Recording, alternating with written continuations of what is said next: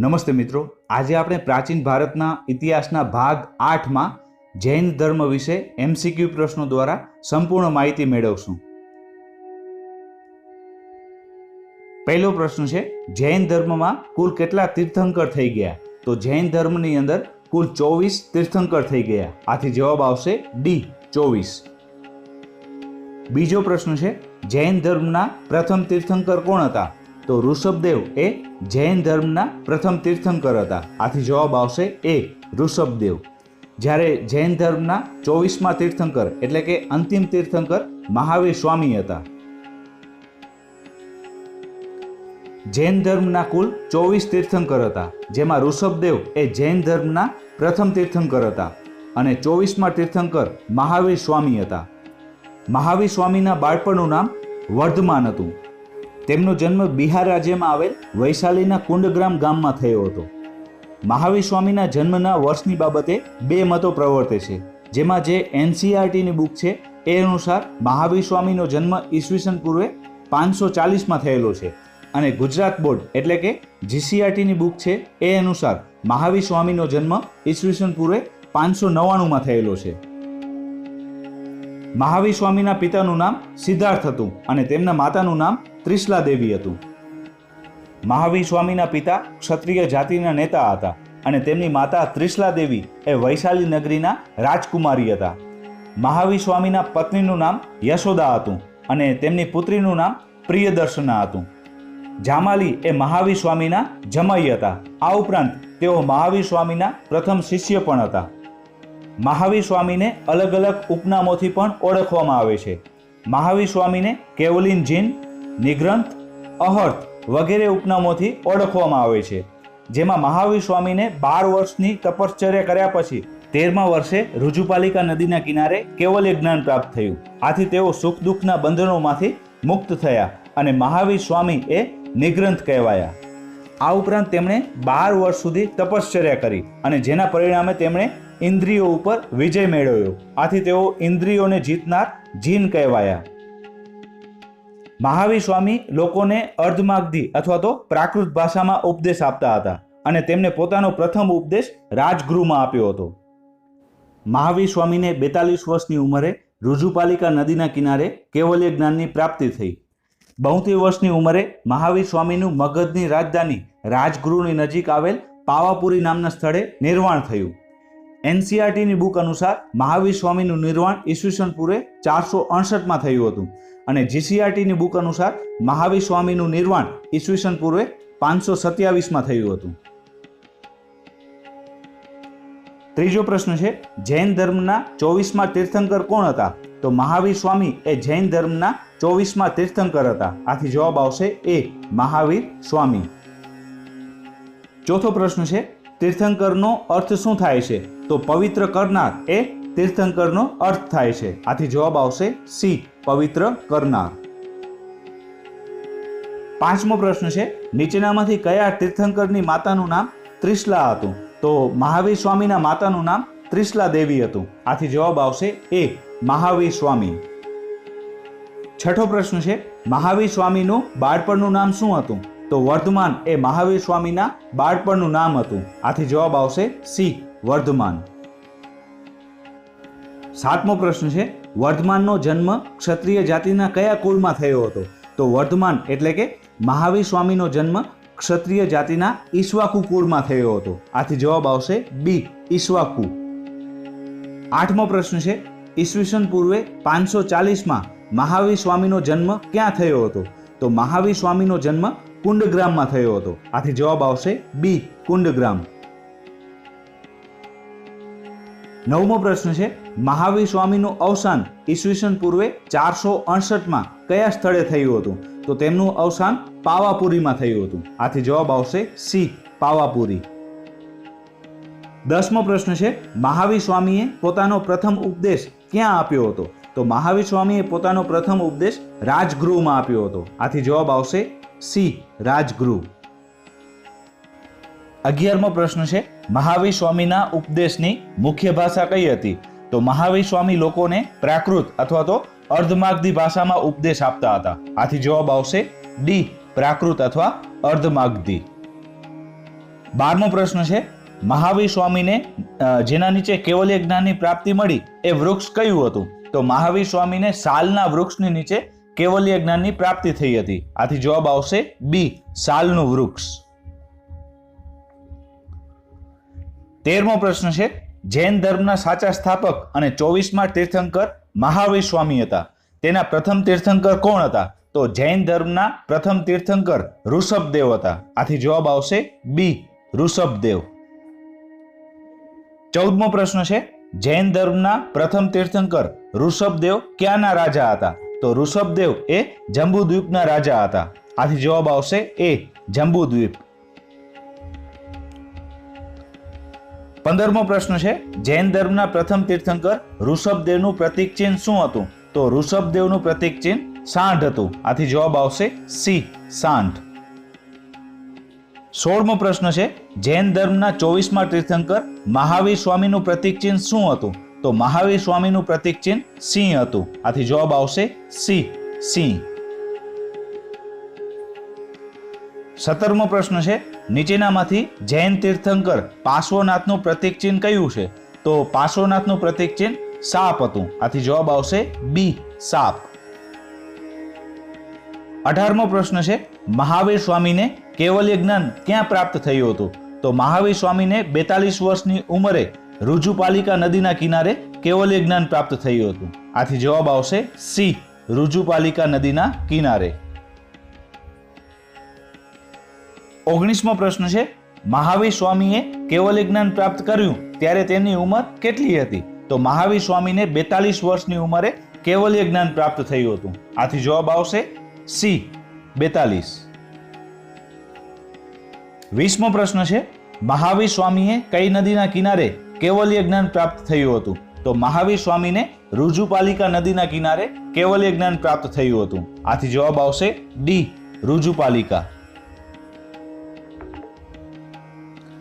21મો પ્રશ્ન છે, નીચેનામાંથી કોણ નિગ્રંથ તરીકે ઓળખાય છે? તો જૈન એ નિગ્રંથ તરીકે ઓળખવામાં આવે છે. આથી જવાબ આવશે સી, જૈન.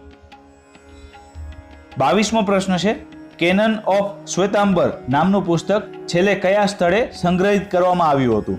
તો કેનન ઓફ શ્વેતાંબર એ વલ્લભીમાં સંગ્રહિત કરવામાં આવ્યું હતું. આથી જવાબ આવશે સી, વલ્લભી. 23મો પ્રશ્ન છે, નીચેનામાંથી જૈન ધર્મના મુખ્ય ગ્રંથો કયા છે? તો આગમ અને કલ્પસૂત્ર આ બંને જૈન ધર્મના મુખ્ય ગ્રંથો છે. આથી જવાબ આવશે એ અને સી. 24મો પ્રશ્ન છે, જૈન આગમો કઈ ભાષામાં લખાયેલા છે? તો જૈન આગમો એ અર્ધમાગધી ભાષામાં લખાયેલા છે. આથી જવાબ આવશે સી, અર્ધમાગધી. 25મો પ્રશ્ન છે, જૈન સાહિત્યના એ અંગનું નામ શું હતું જેમાં જૈન ભિક્ષુઓને પાળવાના નિયમોનું વર્ણન કરવામાં આવેલું હતું? તો સ્થાનંગમાં જૈન ભિક્ષુઓને પાળવાના નિયમોનું વર્ણન કરવામાં આવેલું હતું. આથી જવાબ આવશે સી, સ્થાનાંગ. 26મો પ્રશ્ન છે, જૈન ધર્મમાં કુલ આગમોની સંખ્યા 45 જેટલી છે. તે મુખ્યત્વે કઈ ભાષામાં લખાયેલા છે? તો આગમો એ અર્ધમાગધી ભાષામાં લખાયેલા છે. આથી જવાબ આવશે સી, અર્ધમાગધી. 27મો પ્રશ્ન છે, જૈન સાહિત્યમાં કુલ અંગોની સંખ્યા કેટલી છે? તો કુલ અંગોની સંખ્યા 12 છે. આથી જવાબ આવશે સી, 12. 28મો પ્રશ્ન છે, કુરલ એ કઈ ભાષામાં લખાયેલ પ્રખ્યાત જૈન ગ્રંથ છે? તો કુરલ એ તમિલ ભાષામાં લખાયેલ છે. આથી જવાબ આવશે ડી, તમિલ. 29મો પ્રશ્ન છે, જૈન પરંપરામાં તપ અને સંયમ દ્વારા ઇન્દ્રિયો ઉપર કાબુ મેળવનાર વ્યક્તિ કયા નામે ઓળખાતા હતા? તો આ વ્યક્તિ જીન અથવા અરિહંત નામે ઓળખાતા હતા. આથી જવાબ આવશે એ, જીન અરિહંત. 30મો પ્રશ્ન છે, જૈન ધર્મના 23મા તીર્થંકર પાર્શ્વનાથના મુખ્ય 4 મહાસિદ્ધાંતોમાં મહાવીર સ્વામીએ 5મો કયો સિદ્ધાંત ઉમેર્યો હતો? તો 5મો જે સિદ્ધાંત ઉમેર્યો હતો એ બ્રહ્મચર્ય હતો. આથી જવાબ આવશે ડી, બ્રહ્મચર્ય. જૈન ધર્મના મુખ્ય સિદ્ધાંતો. જૈન ધર્મની અંદર ત્રિરત્નનો સિદ્ધાંત આપવામાં આવેલો છે. આ ત્રિરત્નના સિદ્ધાંતમાં સમ્યક દર્શન, સમ્યક જ્ઞાન અને સમ્યક ચરિત્રનો સમાવેશ થાય છે. આ ઉપરાંત જૈન ધર્મની અંદર 5 વ્રતો આપવામાં આવેલા છે, જેમાં પહેલું છે અહિંસા. અહિંસા એટલે કોઈ પણ પ્રકારની હિંસા કરવી નહીં. સત્ય, તો ક્યારેય અસત્ય બોલવું નહીં, હંમેશા સત્ય બોલવું અને સત્યની રાહ ઉપર ચાલવું. અસ્તે, તો અસ્તે એટલે ચોરી કરવી નહીં. બ્રહ્મચર્ય, તો આ વ્રતમાં જૈન સાધુઓ અને સાધ્વીઓને બ્રહ્મચર્ય પાલન કરવા માટે ખાસ સૂચન કરવામાં આવેલું છે. ત્યારબાદ છે અપરિગ્રહ. તો અપરિગ્રહ એટલે જરૂરિયાત કરતાં વધારે ચીજ વસ્તુઓનો સંગ્રહ કરવો નહીં. આ ઉપરાંત જૈન ધર્મની અંદર 5 સમિતિ આપવામાં આવેલી છે, જેમાં ઈર્યા સમિતિ, ભાષા સમિતિ, એષણા સમિતિ, આદાન નિક્ષેપણા સમિતિ અને પરિષ્ઠાયન સમિતિનો સમાવેશ થાય છે. 3 ગુપ્તિઓ, જેમાં મનોગુપ્તિ, વાક ગુપ્તિ અને કાર્યગુપ્તિનો સમાવેશ થાય છે. આ ઉપરાંત 4 ભાવનાઓ, જેમાં મૈત્રી, પ્રમાદ, કરુણા અને મધ્યસ્થનો સમાવેશ થાય છે. 31મો પ્રશ્ન છે, જૈન ધર્મની કેટલી સંગીતિ અથવા મહાસભાઓ મળી હતી? તો જૈન ધર્મની મુખ્યત્વે 2 મહાસભાઓ મળી હતી. આથી જવાબ આવશે સી, 2. 32મો પ્રશ્ન છે, જૈન ધર્મની પ્રથમ મહાસભા ક્યાં મળી હતી? તો પ્રથમ મહાસભા પાટલીપુત્રમાં મળી હતી. આથી જવાબ આવશે સી, પાટલીપુત્ર. જ્યારે બીજી મહાસભા એ વલ્લભીમાં મળી હતી. જૈન સંગીતિ અથવા મહાસભા, તો જૈન ધર્મની કુલ 2 સંગીતિ અથવા તો મહાસભા મળી હતી, જેમાં પહેલી મહાસભા, જૈન ધર્મની પહેલી મહાસભા ઈસવીસન પૂર્વે 300માં બિહારના પાટલીપુત્રમાં મળી હતી, જેના અધ્યક્ષ સ્થૂલભદ્ર હતા. પ્રથમ મહાસભામાં 12 અંગોનું સંકલન કરવામાં આવ્યું હતું અને આ મહાસભામાં જૈન ધર્મના 2 સંપ્રદાયો પાડવામાં આવ્યા, જેમાં શ્વેતાંબર અને દિગંબરનો સમાવેશ થાય છે. બીજી મહાસભા ઈસવીસન 512માં વલ્લભીમાં મળી હતી, જેના અધ્યક્ષ દેવર્ષિ ક્ષમાશ્રવણ હતા. વલ્લભીમાં મળેલ બીજી મહાસભામાં આગમોનું છેલ્લું સંકલન કરવામાં આવ્યું હતું. 33મો પ્રશ્ન છે, દ્વિતીય જૈન સંગીતિ ઈસવીસન 512માં ક્યાં યોજાઈ હતી? તો દ્વિતીય જૈન સંગીતિ ઈસવીસન 512માં વલ્લભીમાં યોજાઈ હતી. આથી જવાબ આવશે એ, વલ્લભી.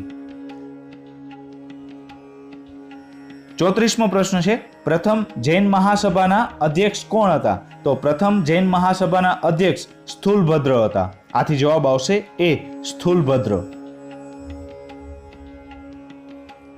35મો પ્રશ્ન છે, બીજી જૈન મહાસભાના અધ્યક્ષ કોણ હતા? તો બીજી જૈન મહાસભાના અધ્યક્ષ દેવર્ષિ ક્ષમાશ્રવણ હતા. આથી જવાબ આવશે બી, દેવર્ષિ ક્ષમાશ્રવણ. 36મો પ્રશ્ન છે, કઈ મહાસભામાં જૈન ધર્મના 2 સંપ્રદાય, એક શ્વેતાંબર અને 2 દિગંબર પડ્યા હતા? તો શ્વેતાંબર અને દિગંબર આ બંને સંપ્રદાયો જૈન ધર્મની પ્રથમ મહાસભામાં પડ્યા હતા. આથી જવાબ આવશે એ, પહેલી મહાસભા.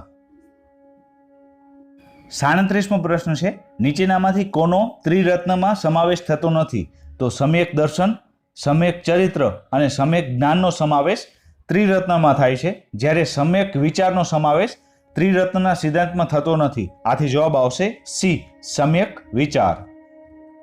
38મો પ્રશ્ન છે, દ્વિતીય જૈન સંગીતિ ઈસવીસન 512માં ક્યાં યોજાઈ હતી? તો દ્વિતીય જૈન સંગીતિ એ વલ્લભીમાં યોજાઈ હતી, જે ગુજરાતમાં આવેલું છે. આથી જવાબ આવશે બી, વલ્લભી. 39મો પ્રશ્ન છે, જૈન ધર્મમાં સાધુ સાધ્વીઓ અને શ્રાવક શ્રાવિકો માટે 5 વ્રત અથવા આચરણ નિયમો આપવામાં આવ્યા હતા. તે કયા નામે ઓળખાતા હતા? તો આ નિયમો એ મહાવ્રતના નામે ઓળખાતા હતા. આથી જવાબ આવશે બી, મહાવ્રત. 40મો પ્રશ્ન છે, ઉત્તર ભારતમાં જૈન ધર્મનું મુખ્ય કેન્દ્ર કયું હતું? તો મથુરા એ જૈન ધર્મનું મુખ્ય કેન્દ્ર હતું. આથી જવાબ આવશે સી, મથુરા. 41મો પ્રશ્ન છે, ગુજરાતમાં કયા રાજાઓના શાસનકાળ દરમિયાન જૈન ધર્મને સારો એવો આવકાર મળ્યો હતો? તો સિદ્ધરાજ અને કુમારપાળના શાસનકાળ દરમિયાન જૈન ધર્મને સારો એવો આવકાર મળ્યો હતો. આથી જવાબ આવશે બી, સિદ્ધરાજ, કુમારપાળ. 42મો પ્રશ્ન છે, જૈન ધર્મમાં ત્રિરત્નનો અર્થ શું થાય છે? તો સમ્યક શ્રદ્ધા, સમ્યક જ્ઞાન અને સમ્યક આચરણ એટલે ત્રિરત્ન. આથી જવાબ આવશે બી. 43મો પ્રશ્ન છે, વૈદિક મંત્રોમાં કયા બે જૈન તીર્થંકરોનો ઉલ્લેખ જોવા મળે છે? તો વૈદિક મંત્રોમાં ઋષભદેવ અને અરિષ્ટનેમી આ બંને જૈન તીર્થંકરોનો ઉલ્લેખ જોવા મળે છે. આથી જવાબ આવશે ડી, ઋષભદેવ અને અરિષ્ટનેમી. 44મો પ્રશ્ન છે, બૌદ્ધ ધર્મના અભ્યાસ માટેનો સૌથી પ્રાચીન સ્ત્રોત કયો છે? તો સુત પિટક એ બૌદ્ધ ધર્મના અભ્યાસ માટેનો સૌથી પ્રાચીન સ્ત્રોત માનવામાં આવે છે. આથી જવાબ આવશે સી, સુત પિટક. 45મો પ્રશ્ન છે, કયા સાહિત્યમાં મહાવીર સ્વામીને નિગ્રંથ સાત પુત્ર તરીકે ઓળખવામાં આવે છે?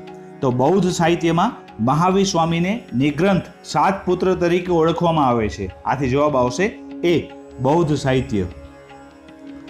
46મો પ્રશ્ન છે, નીચેનામાંથી કયું સાહિત્ય જૈન સાહિત્યમાં આવે છે? તો આરાધના કોષ એ જૈન સાહિત્યમાં આવે છે. આથી જવાબ આવશે એ, આરાધના કોષ. 47મો પ્રશ્ન છે, માતૃશ્રી વામા અને પત્ની પ્રભાવતી કયા જૈન તીર્થંકરના પ્રથમ અનુયાયી હતા? તો વામા અને પ્રભાવતી એ પાર્શ્વનાથના પ્રથમ અનુયાયી હતા. આથી જવાબ આવશે બી, પાર્શ્વનાથ. 48મો પ્રશ્ન છે, ગોસ્વામી તુલસીદાસે નીચેનામાંથી કયા તીર્થંકરની ભગવાનના સ્વરૂપમાં વંદના કરી હતી? તો તુલસીદાસે પાર્શ્વનાથને ભગવાનના સ્વરૂપમાં વંદના કરી હતી. આથી જવાબ આવશે બી, પાર્શ્વનાથ.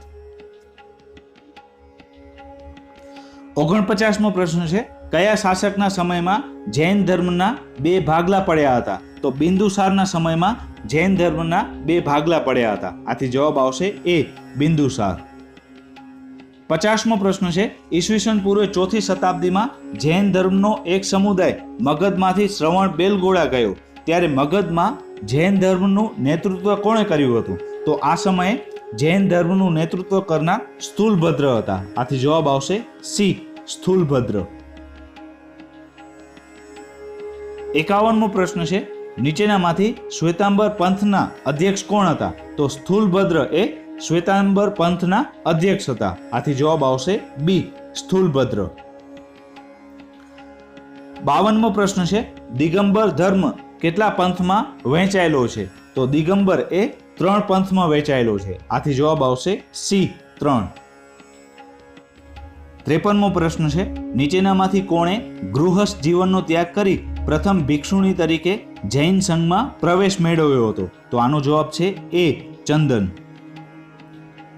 54મો પ્રશ્ન છે, જૈન ધર્મના 24મા તીર્થંકર મહાવીર સ્વામીની પુત્રીનું નામ શું હતું? તો મહાવીર સ્વામીની પુત્રીનું નામ પ્રિયદર્શના હતું. આથી જવાબ આવશે એ, પ્રિયદર્શના. 55મો પ્રશ્ન છે, ભારતના જૈન મંદિર નગરોમાં સૌથી મોટું જૈન મંદિર કયું છે? તો આનો જવાબ છે એ, શેત્રુંજય. 56મો પ્રશ્ન છે, મહાવીર સ્વામી અને તેમના શિષ્ય જામાલી વચ્ચે કયા વિષયે મતભેદ થયો હતો? તો આનો જવાબ છે સી, ક્રિયમણાકૃત. 57મો પ્રશ્ન છે, મહાવીર સ્વામીના અવસાન પછી શ્વેતાંબર અને દિગંબર વચ્ચેના મતભેદો દૂર કરવા કયા સ્થળે સભાનું આયોજન કરવામાં આવ્યું હતું? તો આનો જવાબ છે બી, પાટલીપુત્ર.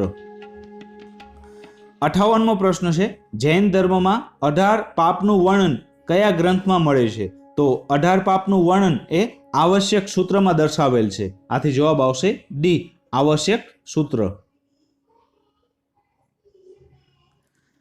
59મો પ્રશ્ન છે, ત્રિરત્ન સિદ્ધાંતમાં કોનો સમાવેશ થાય છે?